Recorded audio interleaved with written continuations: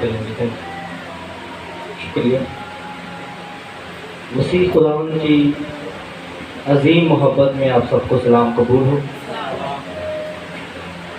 میرے پاس آدھا گھنٹہ ہے، ضرورت ہے کہ ہم اسی وقت میں خداوند کے کلام کو سیکھیں. بغیر وقت ضائع کیے ہوئے ہم خداوند کے کلام میں سے نکالیں گے زبور 145، اس کی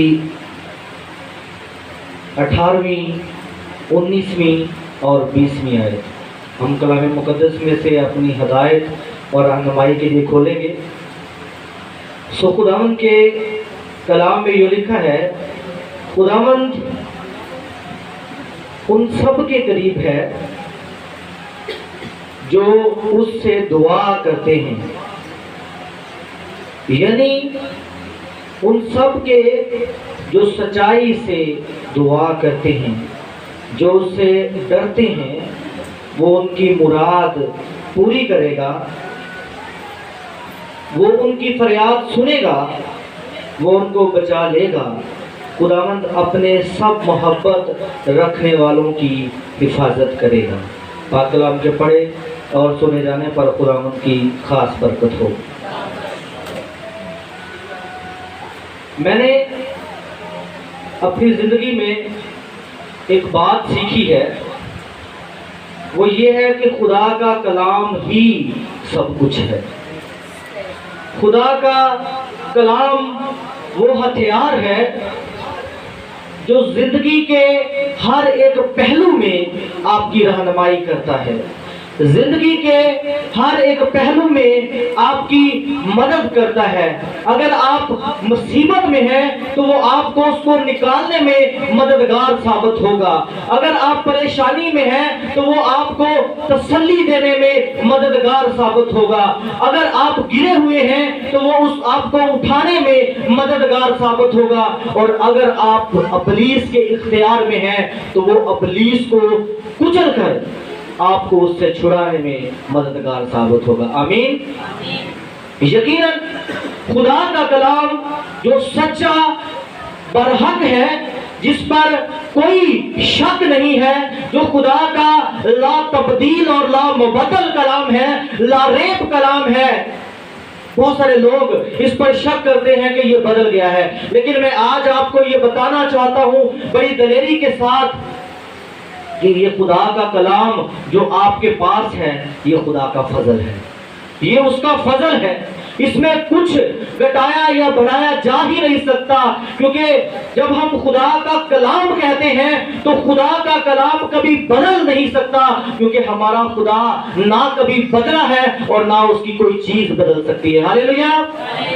سو آج ہم کلام مقدس میں سے اپنی ہدایت اور رہنمائی کے لیے کچھ وقت سچائی کی دعا کے متعلق سیکھیں گے کہ سچائی کی دعا کیا ہے. خداوند ان سب کے قریب ہے جو اس سے دعا کرتے ہیں. خداوند ان سب کے پاس ہے جو اسے پکارتے ہیں. خداوند ان سب کے قریب ہے جو اس سے مدد مانگتے ہیں. خداوند ان سب کے قریب ہے جو اس سے محبت رکھتے ہیں.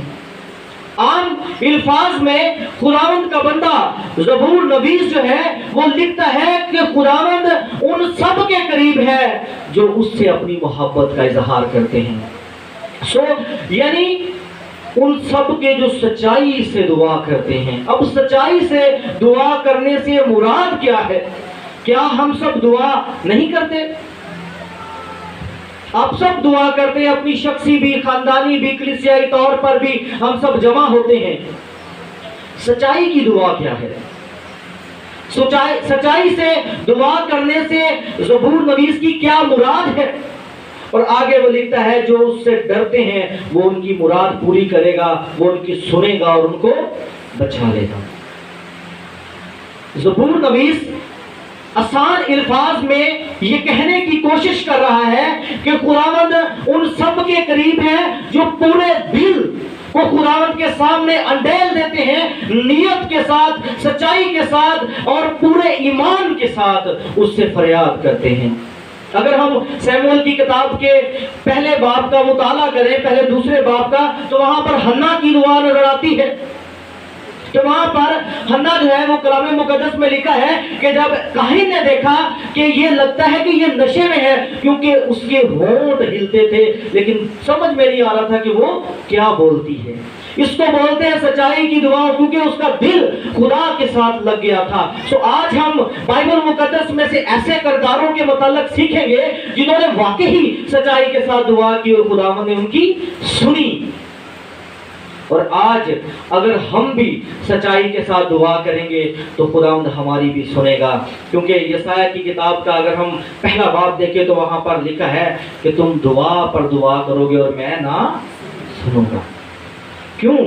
کیونکہ تمہارے دل جو ہیں وہ بدکاری سے بھرے ہوئے ہیں، تمہاری دعائیں، تمہاری عیدیں، تمہارے سبت مجھ پر بار ہیں، مجھ میں بد کرداری کے ساتھ تمہارے سبتوں کی، تمہاری عیدوں کی، تمہاری دعاؤں کی، تمہارے ہدیوں کی برداشت نہیں ہے۔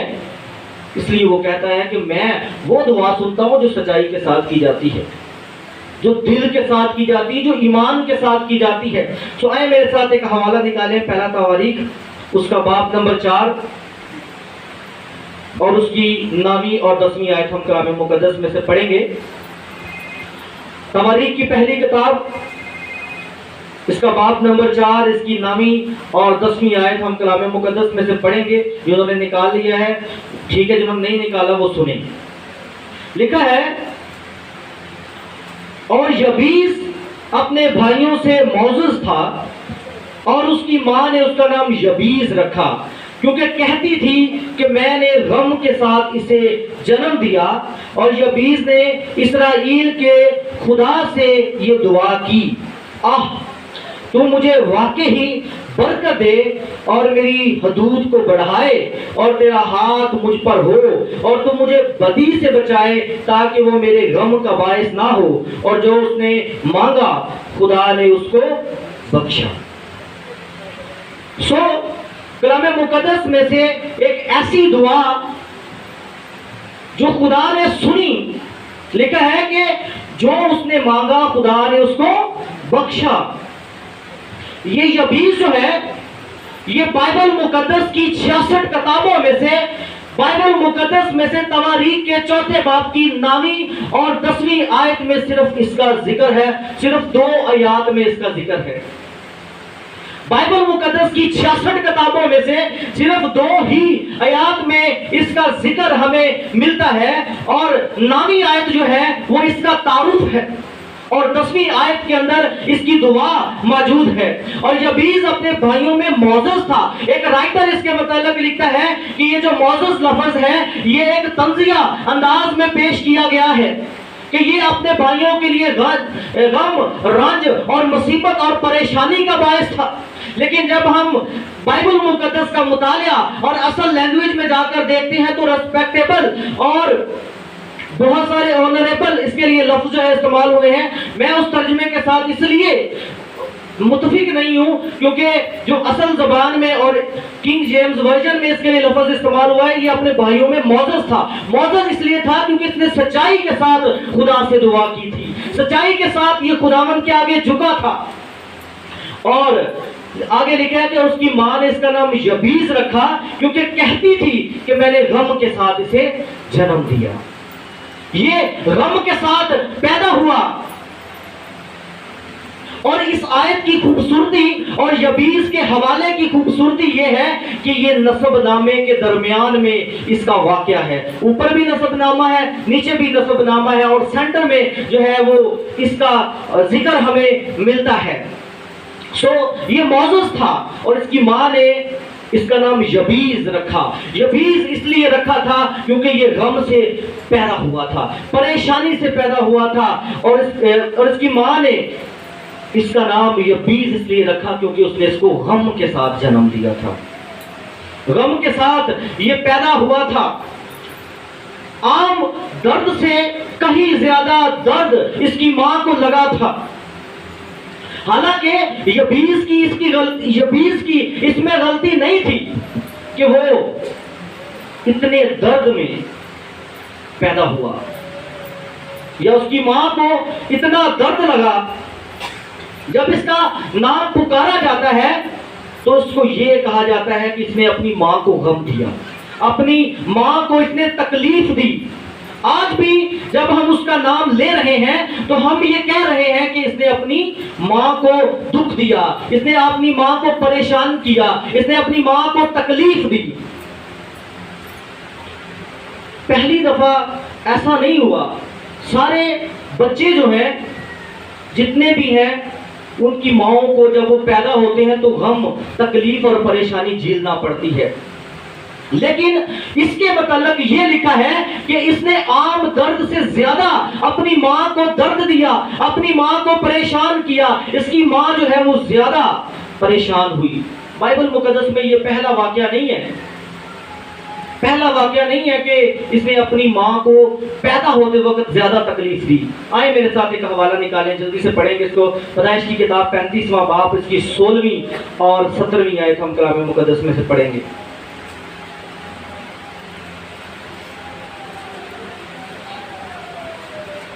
پیدائش کی کتاب باب نمبر 37، اس کی 16ویں آیت سے 17ویں آیت تک پڑھیں گے۔ لکھا ہے، اور وہ بیتیل سے چلے اور افرات تھوڑی ہی دور رہ گیا تھا کہ راحل کے درد ذہ لگا اور واضح حمل میں نہایت دقت ہوئی، اور جب وہ سخت درد میں مبتلا تھی تو دائی نے اس سے کہا، ڈر مت، اب کے بھی تیرے بیٹا ہی ہوگا۔ اور یوں ہوا کہ اس نے مرتے مرتے اس کا نام بنونی رکھا اور مر گئی، اور اس کے باپ نے اس کا نام بنیامین رکھا۔ لکھا ہے کہ جب بنونی یعنی بنیامین پیدا ہوا تو وہاں پر بھی راحل کو درد ذہ لگا، بہت زیادہ تکلیف کے ساتھ یہ پیدا ہوا، اور راحل نے اس کا نام اس لیے بنونی رکھا کیونکہ یہ درد کا بیٹا ہے۔ بنونی کا مطلب ہے میرے درد کا بیٹا، لیکن لکھا ہے کہ اس کے باپ نے اس کا نام بنیامین رکھ دیا، لیکن شاید اگر یبیس کا باپ ہوتا تو شاید اس کا بھی نام وہ چینج کر دیتا اور یہ بھی اپنی ماں کے غم کا بیٹا نہ کہلاتا۔ یہ اس کا تعارف تھا جو پہلی آیت میں آپ کو بتا رہا ہوں کہ کس طرح اس نے اپنی ماں کو درد دیا، دکھ دیا، اور یہ آج بھی جب ہم اس کا ذکر کرتے ہیں تو آج بھی ہم یہی کہہ رہے ہوتے ہیں کہ اپنی ماں کے غم کا بیٹا۔ بائبل مقدس جو کسی بھی وقت کی قید میں نہیں ہے، اگر ہمارا یقین، اگر ہمارا ایمان یہوہ خدا پر ہوتا ہے تو یقیناً خدا ہماری دعائیں اور ہماری التجائیں سنتا ہے۔ وہ بہت سادہ الفاظ میں دعا کرتا ہے۔ یبیس کی دعا بڑی سادہ دعا، ابھی ہم نے اس کے متعلق تلاوت میں بھی سنا ہے کہ بڑی ہی سادہ دعا کی اس نے۔ یہ نہیں کہا خداوند تو جو علیم کل ہے، خداوند تو جو قادر مطلق ہے، خداوند تو جو آسمانوں پر تخت نشین ہے، خداوند تو جو عدیم المثل قاضی ہے، خداوند تو جو بہت ہی بادشاہوں کا بادشاہ ہے۔ بہت مشکل الفاظ اس نے استعمال نہیں کیے ہیں، بلکہ اس نے بڑے ہی سادہ الفاظ استعمال کیے ہیں۔ تو مجھے واقع ہی برکت دے۔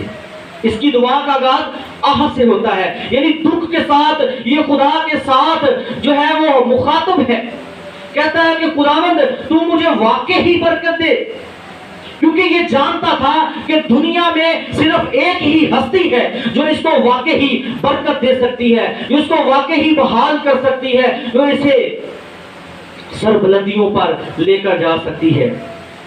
اور یہاں پر جس برکت کو یہ مانگ رہا ہے، یہ برکت گھٹنوں کے بل ہو کر مانگی جاتی ہے، آہ کے ساتھ، آنسوؤں کے ساتھ مانگی جاتی ہے، آہ و نالہ کے ساتھ یہ برکت مانگی جاتی ہے، کیونکہ خدا ان کی دعا سنتا ہے جو اس کے قریب ہے، یعنی جو اس سے سچائی سے دعا کرتے ہیں۔ اور یہ گھٹنوں کے بل ہو کر سچائی کے ساتھ، آنسوؤں کے ساتھ خداوند کے ساتھ مخاطب ہے کہ خداوند تو مجھے واقع ہی برکت دے۔